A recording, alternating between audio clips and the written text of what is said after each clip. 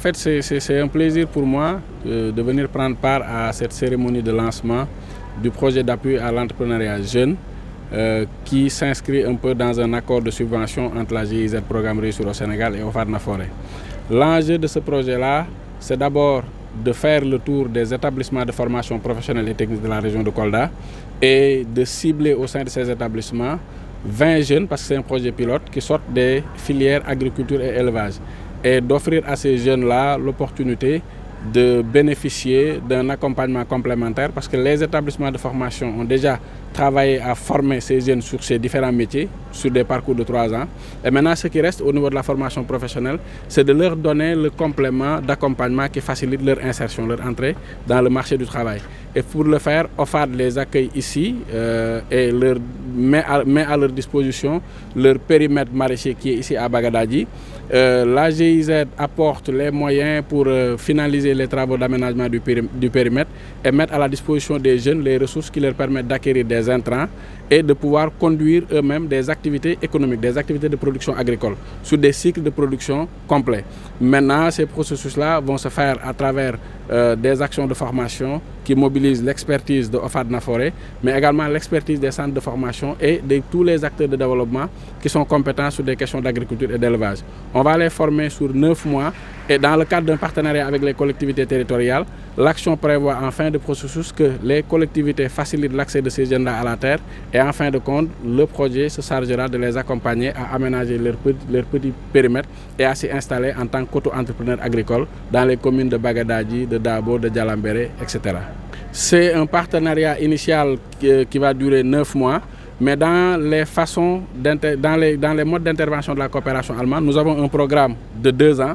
Donc le premier partenariat qu'on lance avec OFAD Nafoore, c'est juste un partenariat sur une action pilote, avec la possibilité qu'au bout de ces 9 mois, si les résultats se montreront concluants, qu'on initie encore une autre action pour donner la possibilité à 20 autres jeunes de venir participer à cette même opportunité de formation et d'accompagnement à l'insertion dans le secteur agricole. Dans le même schéma, parce que au Sénégal, la question de l'emploi des jeunes en milieu rural se pose avec énormément de problèmes. C'est pour ça que la GIZ Programme Réussir au Sénégal, comprenant cela, a essayé de multiplier ses initiatives.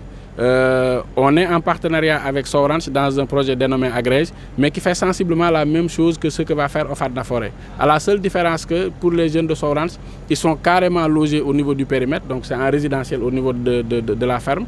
Et pour l'action qu'on a avec OFAD Nafoore, c'est la même action formation-accompagnement, mais les jeunes ne résideront pas au niveau du siège de OFAD, mais ils vont être accueillis et hébergés par des ménages au niveau de la commune de Bagadadji. Maintenant, selon un mode d'appui, la GIZ prévoit avec cette action-là d'appuyer les ménages qui accueillent les jeunes. Et il va y avoir tout un travail de socialisation en milieu rural et de développement des compétences de vie courante pour permettre aux jeunes, parce qu'ils se destinent à l'agriculture, il est important qu'ils aient les capacités de vivre normalement et confortablement en milieu rural. C'est un projet qui est financé à 60 millions de francs CFA. Et aujourd'hui, nous avons effectué le lancement du projet qui a été financé par le programme GIZ Réussir au Sénégal. C'est un projet qui appuie l'entrepreneuriat des jeunes qui sont déjà diplômés et qui sont sortis des centres à Kolda et à Sareoba. Pour cette première cohorte, nous avons engagé 20 jeunes, 10 hommes, 10 femmes qui seront engagés au niveau du centre horticole, le périmètre horticole de OFAD Nafoore qui se situe dans les locaux de OFAD Nafoore à Bagadadji. Ils seront renforcés aussi bien au plan théorique qu'au plan pratique par les techniciens de l'agriculture qui sont composés par notre équipe, mais aussi les spécialités des services techniques et leur démembrement. Pour l'accompagnement des jeunes, nous avons voulu développer un concept que nous appelons le tourisme intégré. Pour moi, il ne faut pas leur permettre d'aller louer une chambre ou bien une case, y résider, c'est les étrangers. Donc ils vont intégrer le dispositif social local au niveau des familles où ils seront hébergés par les communautés et ils vont participer activement à tisser des relations de bon voisinage, des relations de parenté, des relations amicales pour leur permettre d'exercer leur apprentissage comme il le faut. Il est prévu une prise en charge à 2 niveaux.